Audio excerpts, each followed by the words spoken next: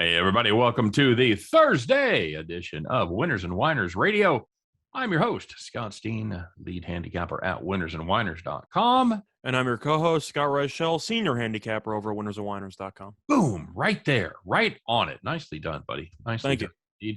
Together, we make up Winners and Winers Radio. Give us an hour, and we'll give you the winners. And that's what we're here to do today. Got a big show planned, really big show, Scott. Going to talk a little NFL, going to talk some college football. Perhaps we'll throw some other surprise guests in there as well. Some other sports that we're going to be talking about. There may be some opportunity to make a little bit of money. So yeah, we'll be talking about that. How did your day go? How was your hump day, sir? Overall, went well. Ended up, of course, having Ray's run line because why wouldn't I have Ray's run line in my pocket? Right. Also had the Braves team total over, which worked out well. Shout out to Luzardo for being awful. And yeah, Yankees won. Of course, I actually ended up losing a bit of money on that because I had a sprinkle live play on a Red Sox money line at 20-1. Figured the Yankees have blown so many 3-4 run leads in the ninth inning. Maybe a 20-1 shot's worth a sprinkle. Gave it a ride. You gave it a ride, bud. Yeah, almost got the I almost had it there. Pilecki ended up almost legging out infield single. Great play by Velasquez. But I almost had the go-ahead run at the plate. I thought Chapman might struggle. He did. Didn't work out, but overall winning day. Did you resist temptation and not put down a live play over like 16.5, 17.5 in that Colorado game? I actually did not touch that game. I thought about it, but I decided not to. It's a pretty bad beat it's not on the list, but it might be a bad beat for people who had the over because Arrieta getting injured absolutely killed your draws of cashing that by like the seventh inning. Yeah, that was brutal. But it was a weird situation because they were sitting at 9 after 4.5, and you're like, wow, this is definitely going over. Because it ended up closing at 14. Yesterday, you could have got it at 13 earlier, but it ended up pretty much across the board at 14 from what I saw. And did you look it up? Did you look up, was it the Colorado team total 7.5 or 8.5? It was 7.5? I believe it was 7.5 because the line was close to a pick'em. Okay. Yeah, that's right. It was a low line. I was thinking, that's right, because it was going to be Gomber and it wasn't. It ended up being Gonzalez. So that's why the line came down. That's right. That's why I think it was going to be higher than that. So yep. Yeah, it was a decent day. Of course, you know whatever you played on Tampa Bay, you won. And if you played Tampa Bay team total, if you played the over, if you played the run line, you played alternative run line, you played the money line, everything's cashing. Everything they're just throwing bags of money out of the dugout in the Baltimore Orioles games every night. So, Yep, beautiful. All right, Scott. Well, let's talk about the people that maybe haven't had a worse beat than that under in the Colorado game, because that definitely should have gone over the total, but it didn't. But there was some more bad beats around, Scott, and I want to talk about a couple of these. So let's get to it. Let's talk about those people that took it in the shorts, thought they had a winner. Oh, no, you didn't. It's time to call the cops.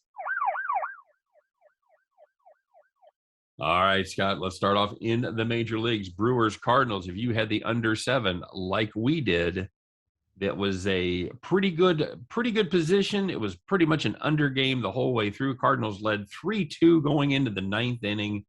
All you got to do is shut them out. It's the Brewers. Come on. Nope. Brewers tied it. Top of the ninth. You go to the bottom of the ninth, 3-3. All right, Cardinals, all we need is one run. Let's walk it off. We'll take the push. Come back to fight another day. Come on. Nope. Couldn't do it. Brewers go top of the 10th, put up 3. Cardinals put up 1 in the bottom. By then, everybody lost interest. Didn't matter. Cardinals end up losing that game 6-4. If you had under 7, you had a good play right up until you didn't, and you should call the cops. And the second one was in the WNBA. If you had the Seattle Storm +2 against the Liberty, who did? You were in good shape. The Storm led by 15 points with 11 minutes and 24 seconds to go. And then the Liberty went on a massive run, the one thing that you couldn't afford to have happen if you were betting on the Storm. Liberty went on a 26-7 run. That's right, the Storm scored 7 points in the fourth quarter to end the game, and the Storm went from up 15 to losing by 4. So if you had +2, rip up your ticket. Oof. Oof, that's awful. I've heard you can't stop the storm, but apparently Liberty could. Mhm. Congratulations, Scott. As a side note, I want to mention the fact that you, for the first time, I think since Liberty we've Bibberty. damn it, Yep. that's right. I was going to give you Yep. props for not doing it, Hmm. but nope, you had to keep your streak alive. Very Had to good. do it. All right, in another pretty entertaining game, I was watching this game, Scott. I didn't have any action on it, and I didn't even make a late play, which I thought about doing. But if you had the Giants money line taking on the Mets, good pitchers duel. Giants led 1-0, top of the ninth.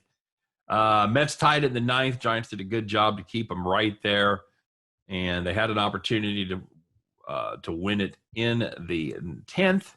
Couldn't do that because there was no run scored in the 10th. Each team scored 1 run in the 11th. And then the Mets said, you know what? We got a plane to catch. That's about enough of that for us. They scored 4 in the top of the 12th, and that is going to be your ball game. If you had the Giants on the money line, you were good right up until the time you weren't. You end up losing 6-2, and you can call the cops. Yep, not really much more to add there. Anytime you go to extras and the team that you are fading has no runs going to the final inning and then suddenly wakes up in the last inning, that's got to hurt even worse. Well, do you think it all had to do with the Mets owner letting them know what was what and taking care of business? He might have been donkey of the day had they not ended up coming back and winning the game, but they saved him a little bit. Didn't we make him donkey of the day, or did we just deride him unmercifully the other day? I believe he might have been donkey of the day, but then he chose to go back to Twitter. Yeah. I still hate the way he handled it. It's one thing if you want to call out your players, do it in private. You're the Yep. owner of the team. You don't have anything better to do. Who is he? Jerry Jones? Knock it off. I thought I was thinking more Cuban, but same idea. Well, at least Jerry Jones played football. Yeah, that's fair.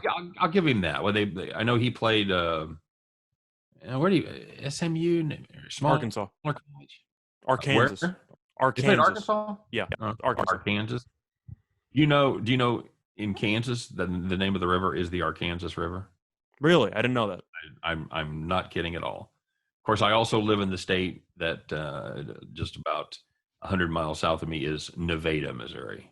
Nice. So, yeah, high quality. All right, Scott. Well, there was some better news out there for bettors, and hopefully this is the side that you are on. These are the nice, easy wins, no sweat at all.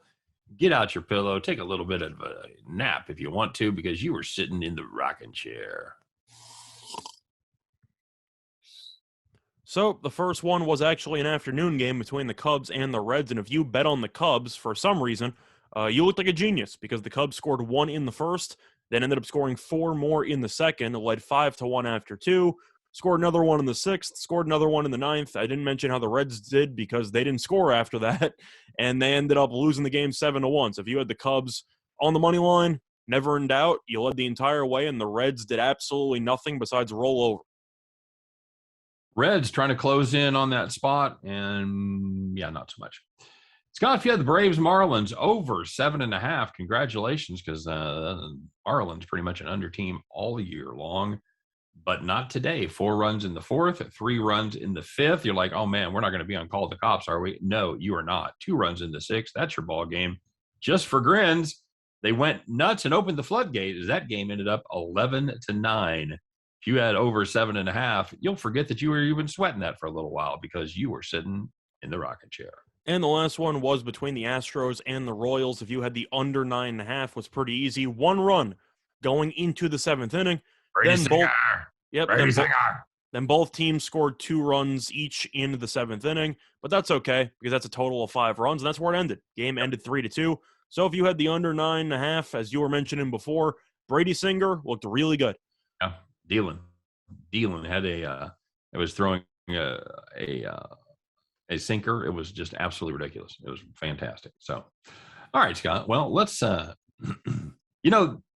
this is going to be kind of a return to Donkey of the Day for this team, but for a very different reason. We roasted them about their uniforms before, but now I believe they have slightly larger problems, Scott. Let's take a look and see who's strapping on the golden feed bag today, shall we? Who's it going to be? Who indeed is Donkey of the Day?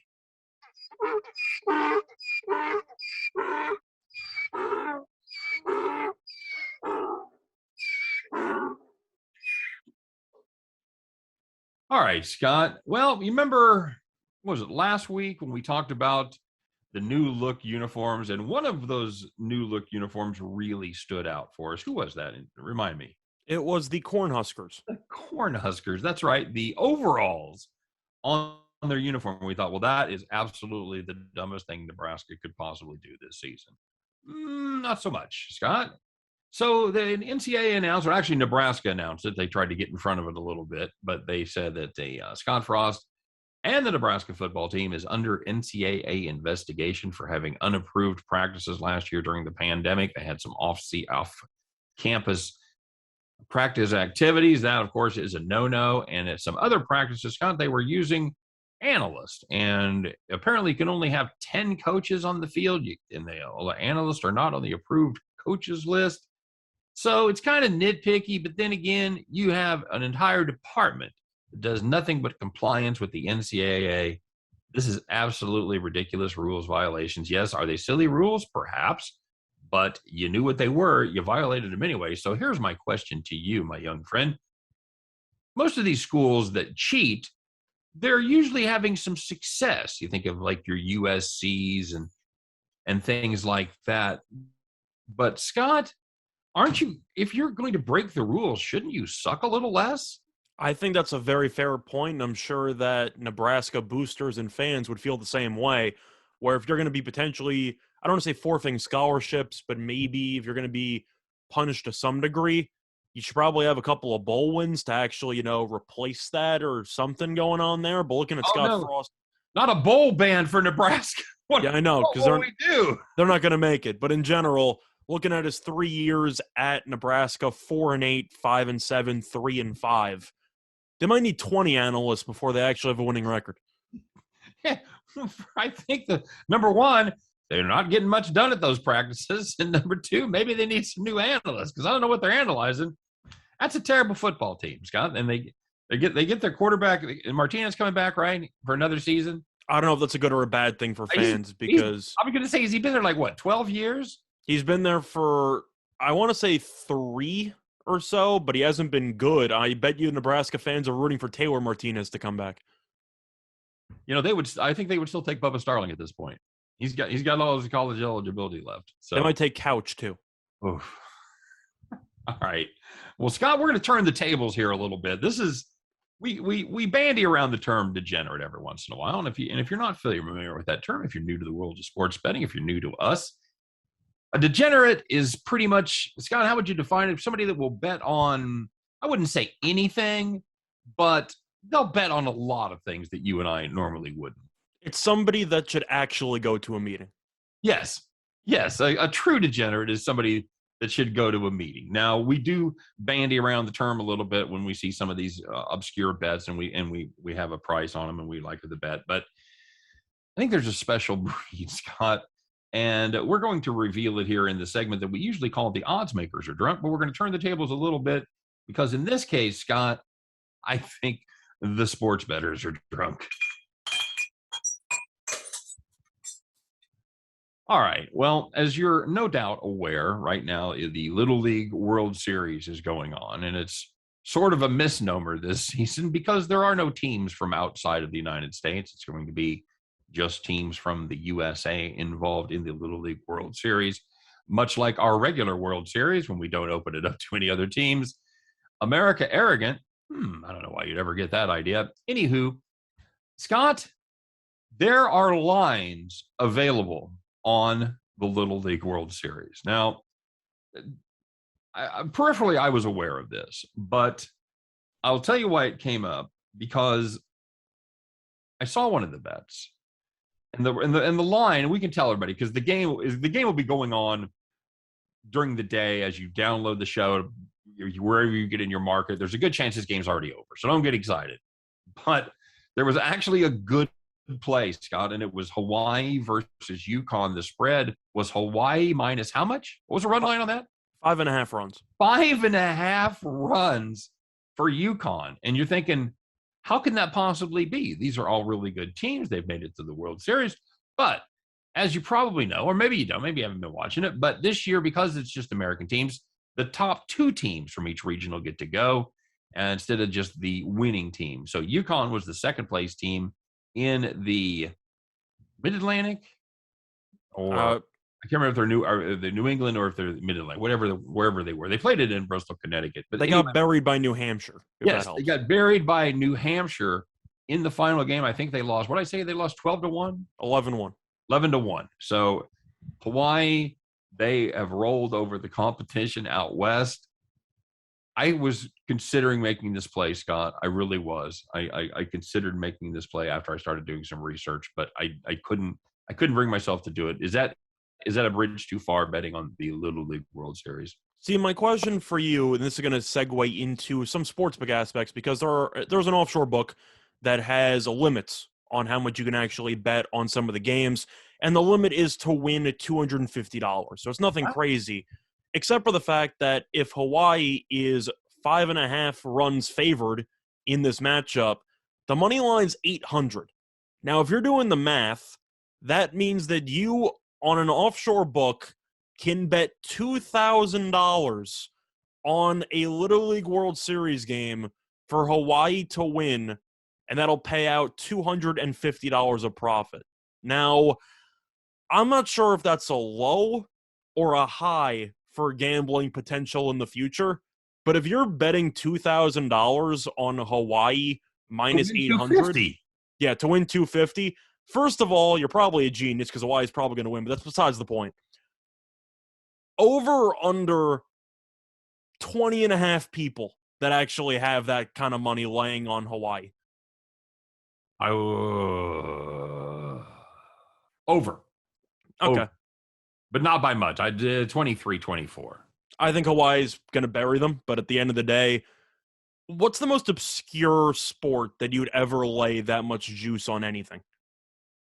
That much juice? Yeah, minus 800. My answer would probably be a draft. Yeah, a draft is a good one. I mean, some of your late game, I mean, some of your in-game plays, I mean, that doesn't really count. You can count election props if you want to, because those are basically automatic. Yeah, I would. Yeah, some of the North Dakota to go red, New York to go blue, that kind of stuff. California going blue, that kind of stuff. California going blue. Yeah, we've talked about that. That there's really, and if you follow politics or if you follow sports, you probably know that there's just a very limited number of really competitive states when it comes to elections, one way or the other. Pretty good money to be made there, Scott. Not a lot of surprises. Now, there was a few surprises last year, but those were actually reflected in the odds. The Georgia and Arizona and states that are normally red, the odds were much closer last year. So yeah, that's probably the kind of thing. Although I will tell you, Scott, one of the biggest plays I ever made was on American Idol. Kelly Clarkson? No, it was the Soul Patrol. Taylor, remember the prematurely gray guy? Oh, I forgot what his name was. Taylor Hicks. Hicks. Yes. Okay, that's right. And I had him. It was a 100-point must deal where was that the Cook year? No, because David Cook won. He did win. Okay, never mind. Yeah. No, he was Taylor Hicks ended up winning.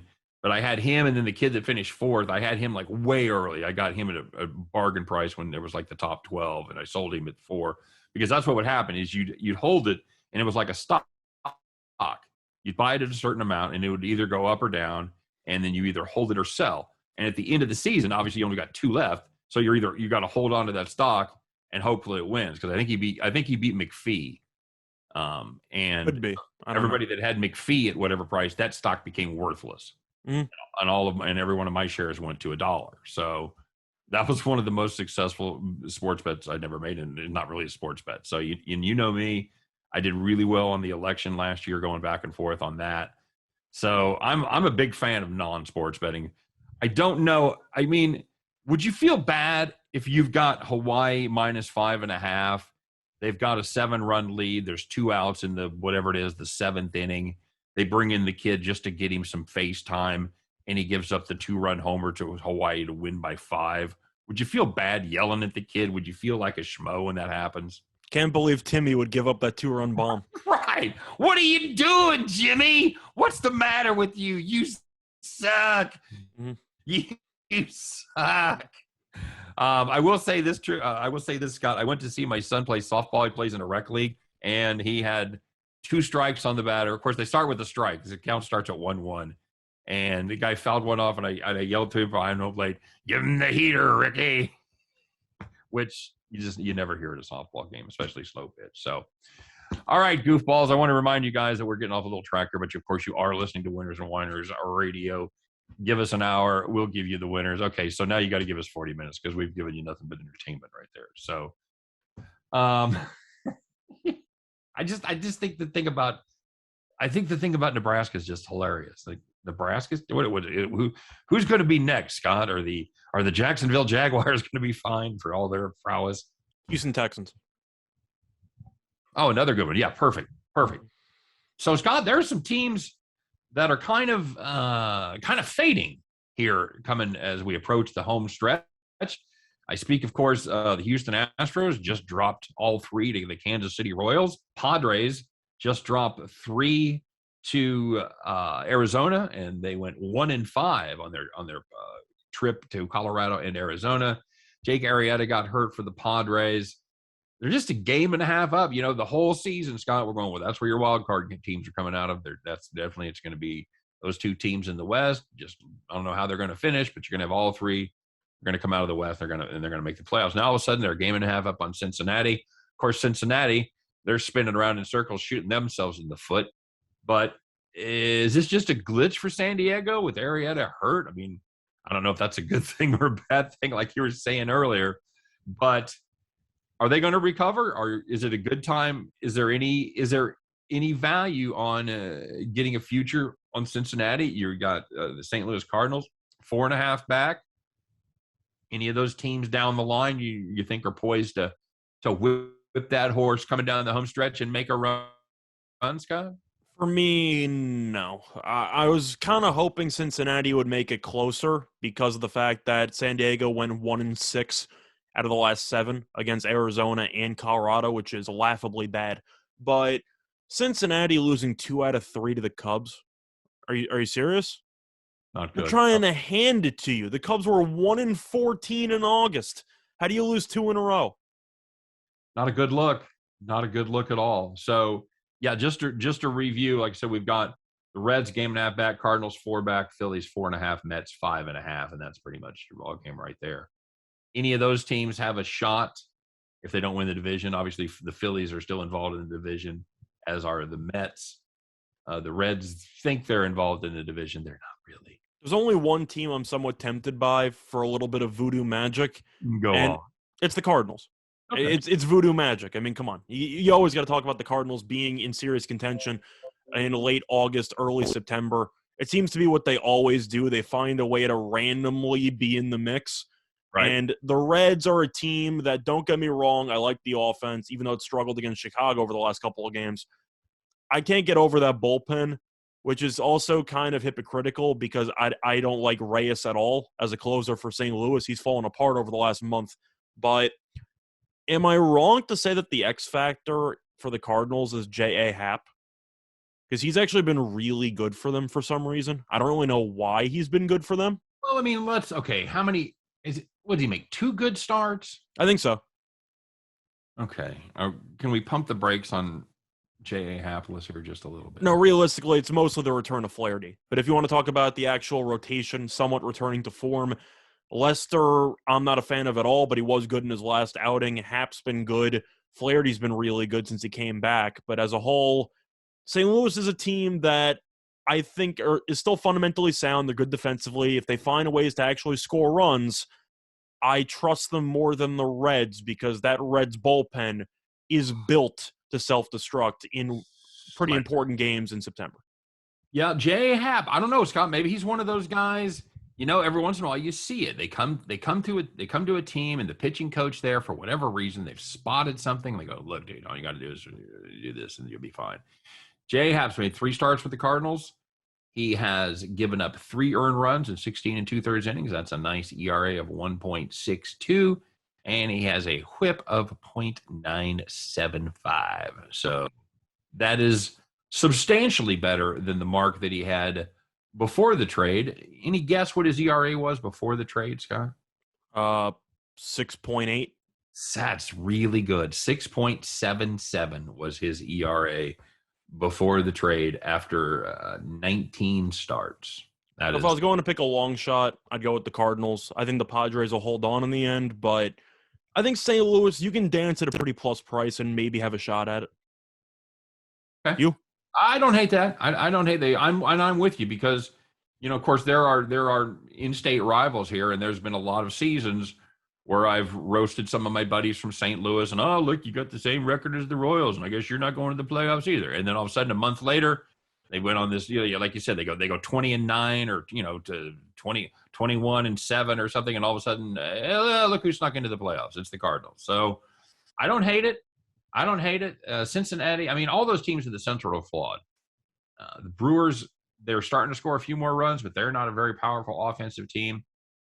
You could. I think there's worse plays. And by the way, can I just say real quick here, what is a pitcher with a 6.77 doing in the rotation after 19 starts? Can you tell me that? What is happening, Scott? Isn't that what you kids like to say? What is happening? Is that a pun because his name is J.A. Happ? Are you talking about why Arrieta Oh was no, pitching? no, it actually wasn't. I'm even more clever than I know myself. That's hard to believe. But no, I'm talking about J.A. Happ, talking about Arrieta, some of these guys that, you have a bad month, even a bad start, weather heats up, you get bad, whatever. But after 19, 20 starts, your ERA is 6+. What are we doing? You don't like the idea of acquiring a pitcher and throwing him into Coors Field? No, I can't believe that went poorly. By the way, I'm looking it up. Cardinals to make the playoffs on DraftKings 9-1. that's solid. At four games back, I'd have to take a deep dive into everybody's schedule. Yep. But I would have done that if I'd have known this was going to go this way. But no, I would just. Now let's talk about the American League. So we like the Cardinals over there. Let's talk about your Yankees, buddy. They are flat out making a run. So for starters, do they have a shot to win the division? I mean, I know they had the shot, but are they going to do it? No, I think Tampa's winning the division. Okay, they're 5 back with about 40 games left. So could be done, but it's going to take an effort. But for the first time in a long time, they have a little better record than the Boston Red Sox, Scott. And I know there's a lot of people in New York that are thrilled about that because Yankees fans, not a lot of crossover there with Red Sox fans, is there? No. So right now, obviously Tampa Bay is in the lead in that division. The Yankees are currently have the number 1 wild card spot, Scott. They are a game up on the Athletics and the Sox. 3 on Seattle, 4 on Toronto, and then we're down to a wish and a prayer with the Angels at 7.5, etc. So we did it in the National League. We'll do it in the American League. First of all, you got 3 teams within a game of each other. Who's the odd man out there between the Yankees, Athletics, and Red Sox? Or are there 2 odd men out as Seattle or Toronto makes a run? Seattle, no. Toronto, no. You can't lose 2 straight to Washington and expect to actually make the playoffs. So, no, I'm not buying Toronto there. I think it's really tough because I think it's either Oakland or Boston missing out. That injury to Bassett is so brutal for that team, not just because of the actual injury itself, which, of course, is a terrifying situation where you have a line drive going right back to the pitcher. But Bassett was so good for that team all year long. We already mentioned the fact that Laureano got suspended and now he's out and he's going to be out for the rest of the year, and that's a problem in itself. Having said that, though, Oakland is still hanging around in the division because Houston fell apart against Kansas City. So Oakland might have a shot to win the division, but the odd team out, I'm going to go with Boston at the end of the day. They were a team that was overachieving from the get-go, and we were expecting some regression. It's a matter of the fact that with Barnes falling apart, they don't really have a bullpen. Not to mention the fact that the rotation, besides for 5 innings of Chris Sale and the occasional good Eduardo Rodriguez start, they don't really have a good rotation either. So Right. I don't really trust this team. And I think Oakland, you can argue it's smoke and mirrors, but it's kind of like the Cardinals where they're always in the picture. You're not really sure why, but they're always there. So I'm going to go with Boston missing out. That team, I think, peaked early, and it seems like they're falling apart. You? Yeah, I'm with you on Oakland. I want to know how long Bassett's going to be out? I'm assuming the worst. You think the rest of the season? It's bad. I mean, he's got fractures in his face. Like, he's going to be out for a while. And I finally remembered the pitcher we were talking about yesterday with Tampa Bay's Alex Cobb. Yes, okay. One that took it right in the face against Hosmer. I thought he was dead, Scott. I mean, I thought that was horrible. I was watching that live. That was not good. I mean, on TV, it was in Tampa Bay. When you hear the word facial fractures for a pitcher, I also wonder how much of that's going to be mental in order for him to come back, because can you really just return to the mound after getting clobbered like that and just throw like nothing happened? Great question. Yeah. Great question. All right, we're going to talk about the MVP on the other side of the break. Stay tuned, guys. We'll be right back. Yeah, we went a little long there, but that don't hurt a damn thing. It's all good. I mean, at the end of the day, we don't have many baseball games to talk about, so we're getting creative. Right. About 5 seconds. Yep. Here we go. All right, guys, welcome back to the second half of Winners and Whiners Radio. Give us an hour and we'll give you the winners. Scott, let's talk about the MVP winner, shall we? Is it already over? Is it done? Is it finito, my friend? Shohei Ohtani. You can still get him at minus 1,000. Normally, you and I would laugh about laying 1,000 on anything. Scott, is that a good value play with Shohei Ohtani? I'd rather bet on Hawaii Little League. It's a lock, I'm telling you. It's a lock. Yeah, but looking at the actual lines here, I thought that minus 300 was a steal at the All-Star break, and I told you that because I just didn't see how he was going to end up losing if he stayed healthy. It sounds nuts, but the media's all over Ohtani for good reason. He's been phenomenal on the mound. He's leading the league in home runs, hit his 40th yesterday. I don't know how he loses. Injury.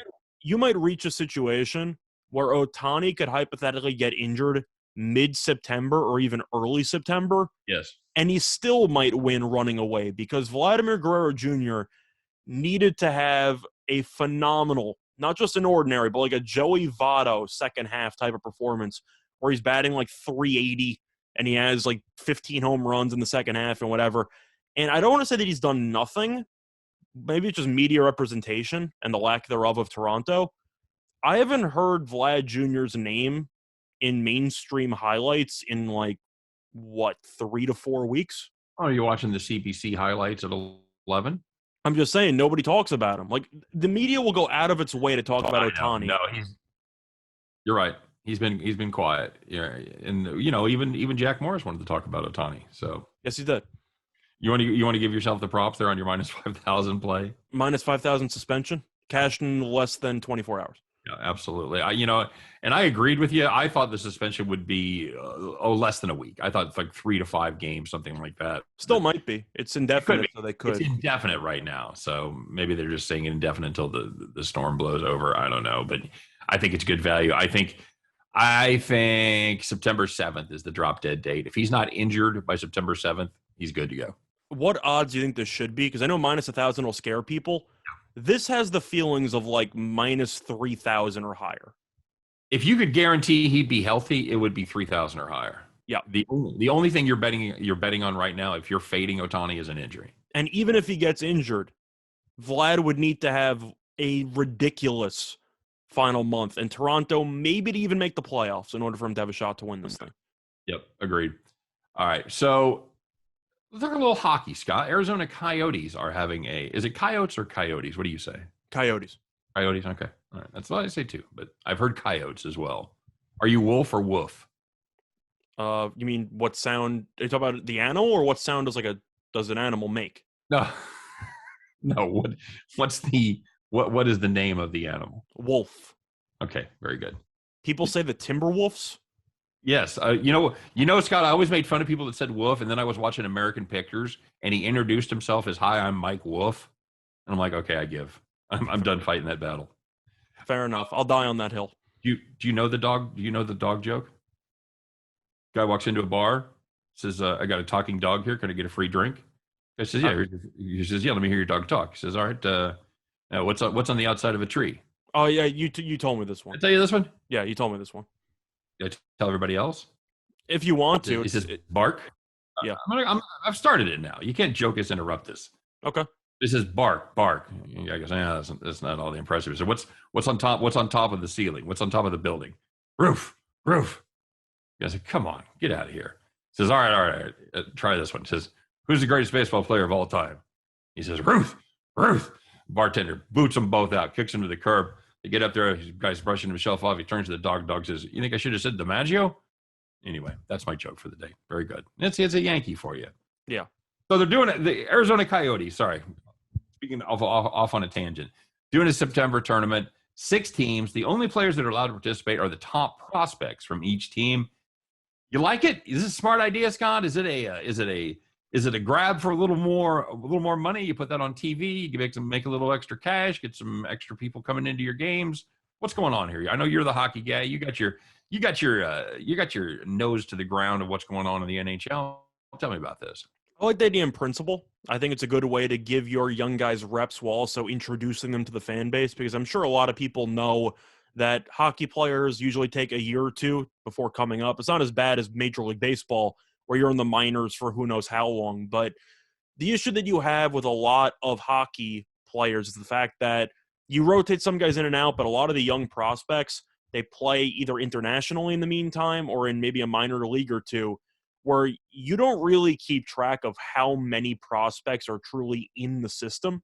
And I think that introducing some of the new guys to the fan base would have some positives. Now, the issue that I have is that you have a decent amount of teams in your division competing against you, and it is hockey, which is a pretty physical sport. Are we sure these guys are not going to try to kill each other? No, I'm not. I'm not sure. I'm not sure of anything like that. That's why, I'm really torn on it. Because what happens if there's an injury? I mean, obviously, the guy's injured. I mean, that's not my question is, but do they reevaluate it if you lose? Does everybody play? Does your number 1 draft pick play? Does your superstar in waiting play? Is everybody participating? What are we doing? Is it just guys trying to make the club at some point? I mean, I'm assuming this is like an NBA summer league philosophy where you're just throwing in as many prospects as you can just to see what sticks. And then worst case is you can pull random guys for random games, use some for other games, and I'm sure they'll rotate it in. I'm just not sure, unless there's some monetary reward, how you're supposed to encourage your team to fully try and not decapitate the opposition. Right. There's got to be some piece, like some treaty agreed upon by both teams, which is these games don't matter. Let's not ruin the development of our up-and-coming prospects. Yeah, that seems to be the certainly the plus side of that. So, I don't know how much traction this is going to get. I mean, I like it. The summer league doesn't do much in the NBA, right? I mean, they don't have the big TV contract. They don't get a lot of viewership. I mean, don't you think people suffer a little bit from NBA burnout, especially this year? We just ended the season in the 3rd week in July. Definitely true, but I think you can make it's true, but I think you can make the argument though that it's more about team development and player development and how you can still have some fans, especially with the NHL. And I think we would agree the NHL doesn't make nearly as much money as some of the other major sports in America, especially. So I'm okay with it. I like the idea.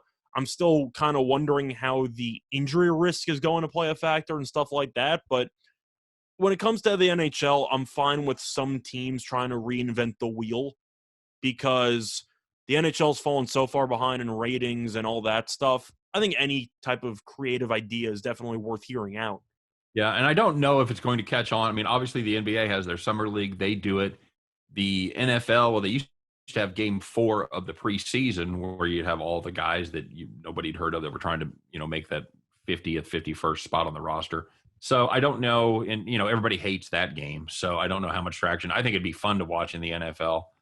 But again, then you've got serious injury concerns there. I like it with baseball. If you would merge some AAA players with AA players and just throw them out there, I'm okay with an exhibition game or two. That'd be kind of fun, like the futures game sort of thing.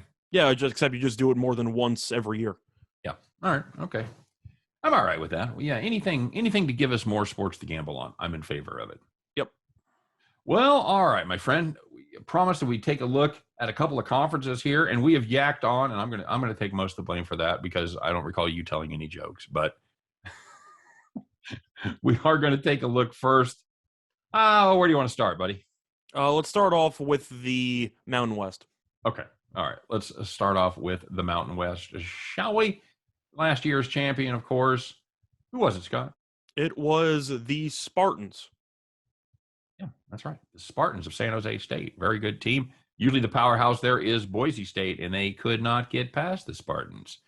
So this is another one that's what do you call this? Is it pretty? Chalky. Yeah, Usually. you've got a lot of teams. You got a couple at the top, and you don't have a lot of real serious bottom feeders. I mean, there's a couple. There's one. There's one that's really, really bad. There is, and I know you're gonna get to that. But first of all, let's talk a little bit about the odds. The favorite there is in a move that should surprise nobody. A serious favorite is Boise State -130. Everybody else got 450 or more. So my question to you, is there any value on this Boise State team that, I mean, -130, they're bringing back A 20. lot of people. Yeah, they're bringing back 17 players. They're bringing back 9 on offense and 8 on defense. So a lot of the skill position guys are going to be back. Not their head coach, though. Not their head coach. Where did he head to? He ended up going to did he go to Auburn? No, he didn't go to Auburn. Okay. All right. It's all right, buddy. Sorry, I'm drawing a blank on where he went. Yeah, I couldn't. Was it Auburn? Yeah. Okay. Now that I'm. I think it was Auburn. Okay. No. Okay. Now I have to look that up. But yeah, they're bringing in Andy Avalos from who was the DC. It was Auburn. I was right. Okay. Very good. He was the DC at Oregon. He's going to now be the head coach. What do you like? You like this Boise State defense? Because, I didn't think they were great. They gave up over 27 points per game last year, 5.3 yards per play. Not great, and they've got a bit of a tough schedule, Scott. They're playing Oklahoma State. They're playing UCF. Take a flyer on San Jose State there. Well, I mean, the games that you mentioned there for Boise were out of conference, so it's definitely a tough out of conference schedule. But yeah, I was looking more win total and things like that as far as the conference goes. Yeah, I did kind of meld those 2 points together that really didn't need to be melded. You're right. Yeah, quickly looking through Boise, the defense wasn't great last year, but hiring a defensive coach should help. So I definitely think that's a good way to address the defensive concerns that you have. I still like Bachmeier as the coach, as the quarterback, either him or Sears, but I'm guessing that you're going to end up using Bachmeier. And I still think the offense should be very good. Do I think they're going to win the conference? Yes. Do I think there's value? I found plus 110 on FanDuel. I'm not touching it. I think that's a joke if you want to lay even money with Boise. But the value that I found was actually on San Jose State. I know San Jose State is around plus 450 on most books. Having said that, I shopped around and found 8-1 on FanDuel on San Jose State. I have to like that. Free gravy. Yeah, I have to like that. So. Yeah, that's solid. That's solid value right there. And another team that I like, and I'm a sucker for defense, and this is a hard team to watch. It's San Diego State. Can they throw? What's that? Can they throw?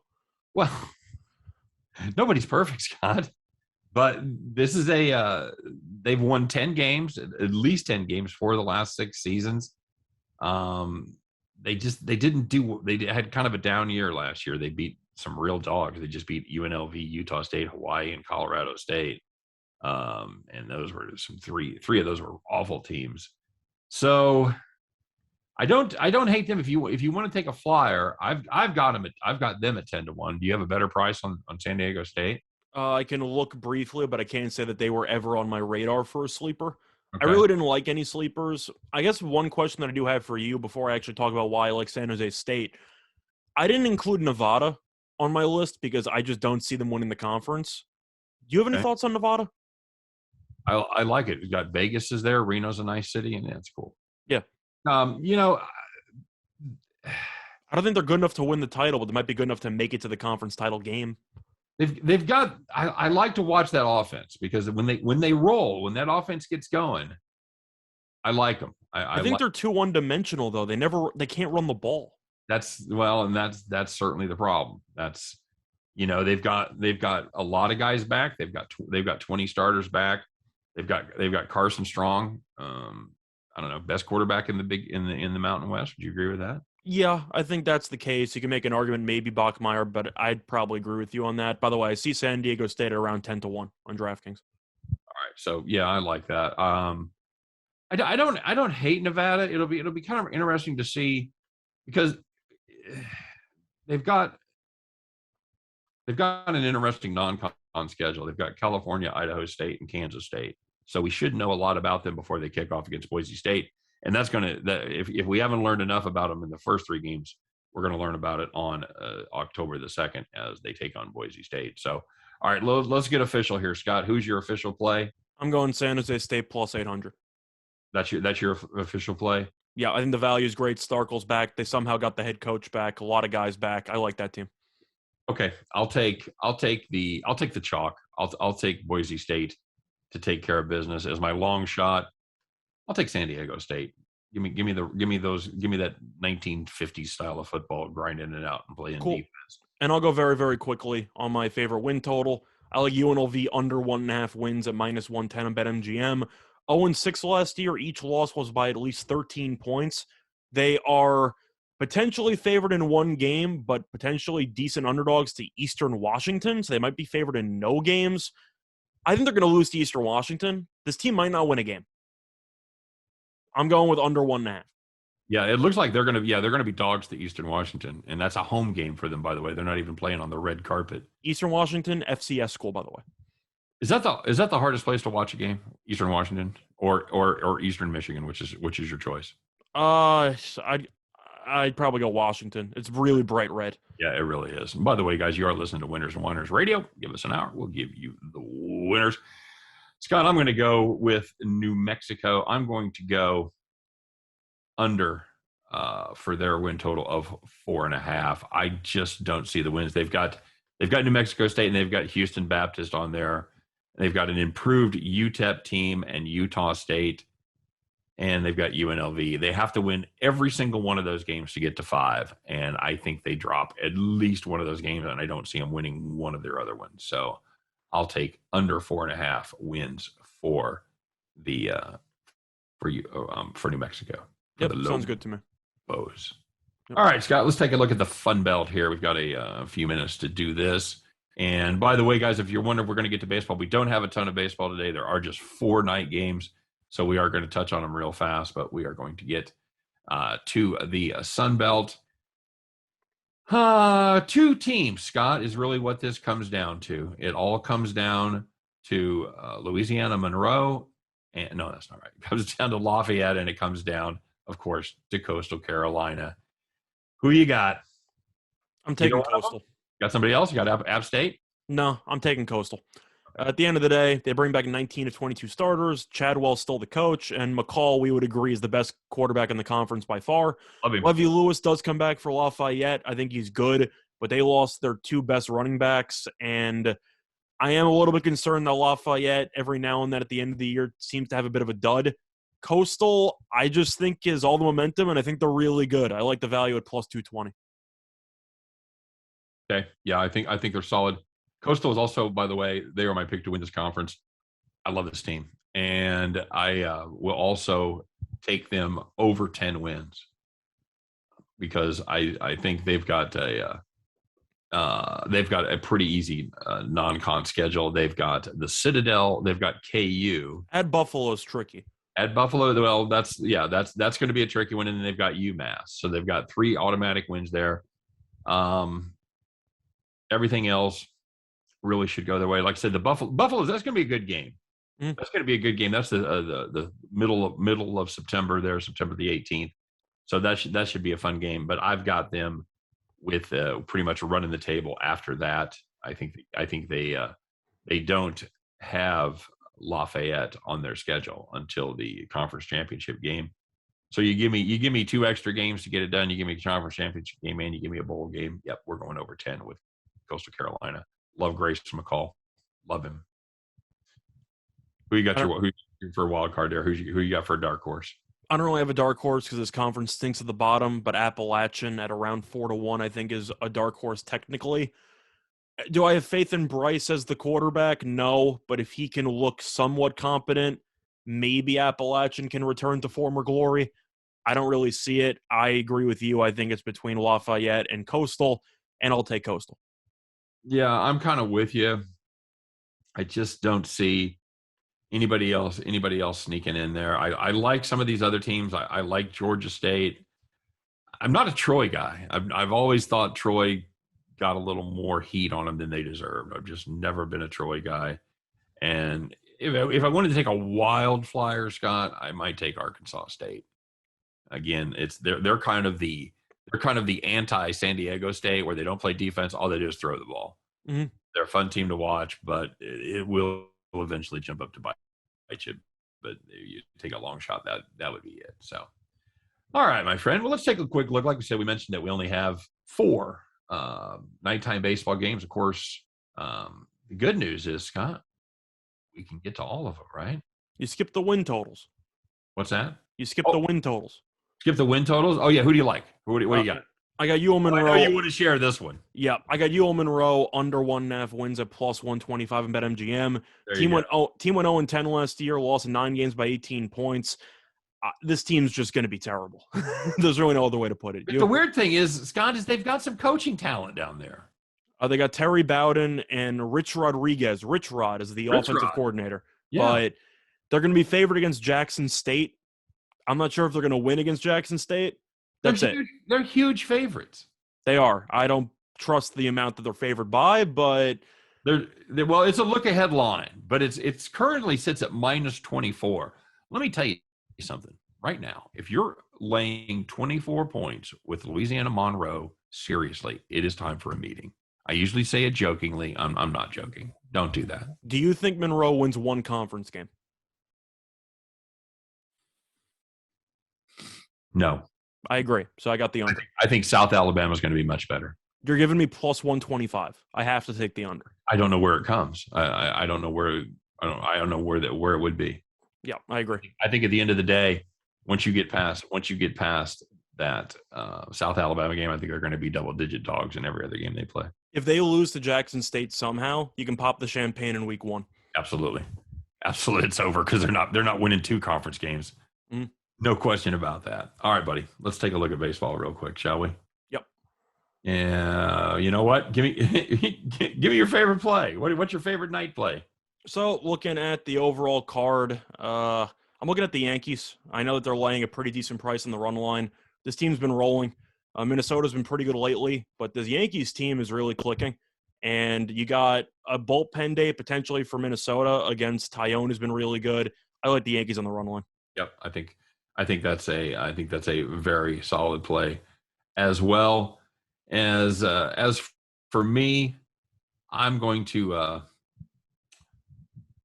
I will play the over in the Milwaukee St. Louis game. Okay. I think that Milwaukee gets it going against J-Les, and maybe the St. Louis can strike for a couple runs late against the bullpen. So I'll take the over in that one. So, all right, Scott. Well, let's get to it, shall we? We've come this far. We've talked about baseball. We've talked about college football. We've talked about the Little League World Series. We've talked about hockey. We've got just one thing left, Scott, and that is to share with everybody our best play of the day. This is the one that we have come up with from all the others. This is our favorite. Guys, put on that straw hat, climb up on your John Deere, and fire that baby up because it's time for Bet the Farm.